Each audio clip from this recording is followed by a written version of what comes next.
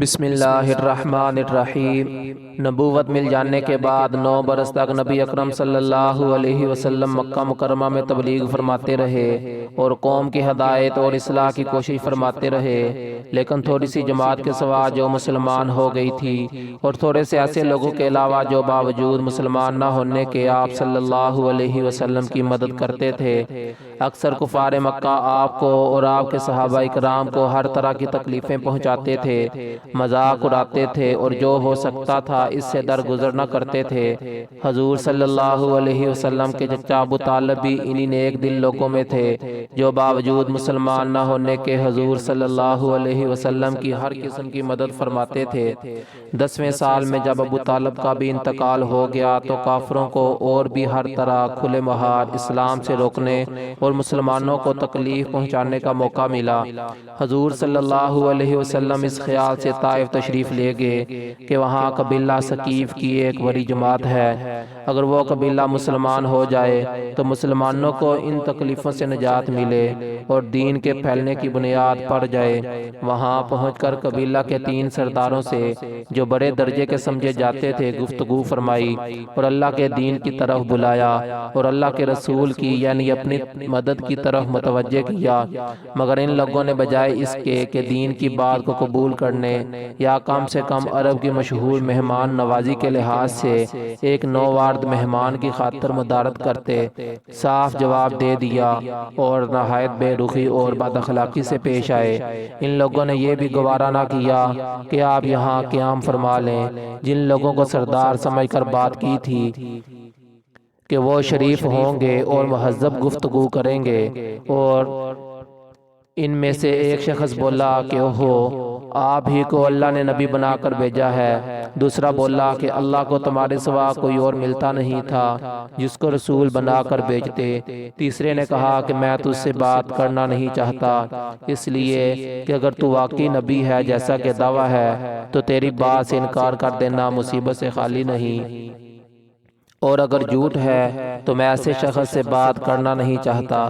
اس کے بعد ان لوگوں سے نا امید ہو کر حضور صلی اللہ علیہ وسلم نے اور لوگوں سے بات کرنے کا ارادہ فرمایا کہ آپ تو ہمت اور استقلال کے پہاڑ تھے، مگر کسی نے بھی قبول نہ کیا، بلکہ بجائے قبول کرنے کے حضور صلی اللہ علیہ وسلم سے کہا کہ ہمارے شہر سے فوراً نکل جاؤ اور جہاں تمہاری چاہت کی جگہ ہو وہاں چلے جاؤ۔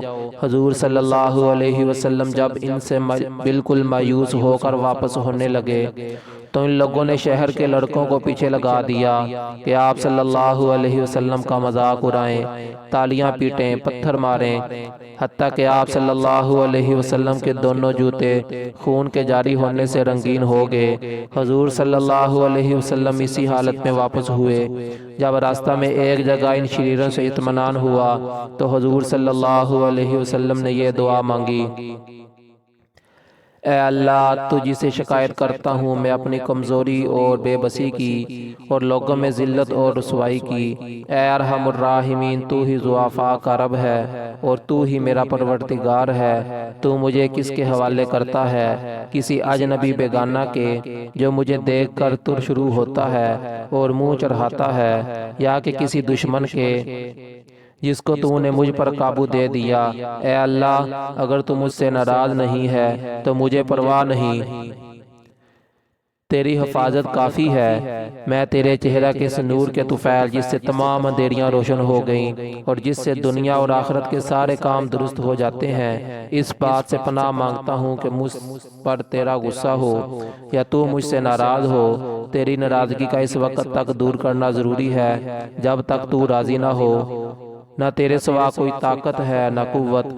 مالک الملک کی شان قہاری کو اس پر جوش آنا ہی تھا کہ حضرت جبرائیل علیہ السلام نے آ کر سلام کیا اور عرض کیا کہ اللہ تعالیٰ نے آپ کی قوم کی وہ گفتگو جو آپ سے ہوئی سنی اور ان کے جوابات سنے، اور ایک فرشتہ کو جس کے متعلق پہاڑوں کی خدمت ہے آپ کے پاس بھیجا کہ آپ جو چاہیں اس کو حکم دیں۔ اس کے بعد اس فرشتہ نے سلام کیا اور عرض کیا کہ جو ارشاد ہو میں اس کی تعمیل کروں، اگر ارشاد ہو تو دونوں جانب کے پہاڑوں کو ملا دوں جس سے یہ سب درمیان میں کچل جائیں۔ یا اور جو سزا آپ تجویز فرمائیں۔ حضور صلی اللہ علیہ وسلم کی رحیم و کریم ذات نے جواب دیا کہ میں اللہ سے اس کی امید رکھتا ہوں کہ اگر یہ مسلمان نہیں ہوئے تو ان کی اولاد میں سے ایسے لوگ پیدا ہوں گے جو اللہ کی پرستش کریں گے اور اس کی عبادت کریں گے۔ یہ ہے اخلاق اس کریم ذات کے جس کے ہم لوگ نام لیوا ہیں کہ ہم ذرا سی تکلیف سے، کسی کی معمولی سی گالی دینے سے ایسے بھڑک جاتے ہیں کہ پھر عمر پر اس کا بدلہ نہیں اترتا، ظلم پر ظلم اس پر کرتے رہتے ہیں اور دعویٰ کرتے ہیں اپنے محمدی ہونے کا، نبی کے پیروکار بننے کا۔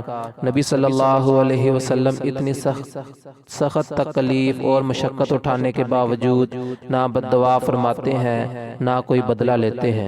اگر آپ کو ہماری ویڈیو پسند آئے تو ہمارے چینل کو سبسکرائب کیجئے اور بیل آئیکن کو پریس کیجئے۔ اگلی ویڈیو تک کے لیے اجازت دیجئے۔ اللہ حافظ۔